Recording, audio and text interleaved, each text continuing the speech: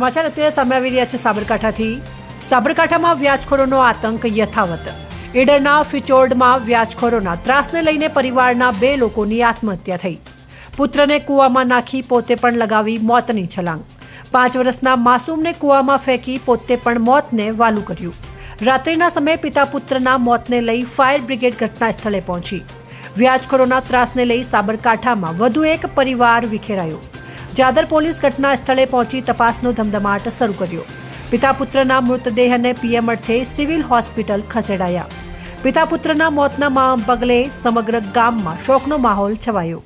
સાબરકાંઠા જિલ્લામાં દિન પ્રતિદિન વ્યાજખોરોનો ત્રાસ વધી રહ્યો છે।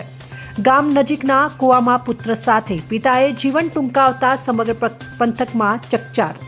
38 વર્ષીય કનુભાઈ નાઈ તેમજ 5 વર્ષીય જીયાન નાઈનું મોત નીપજ્યું।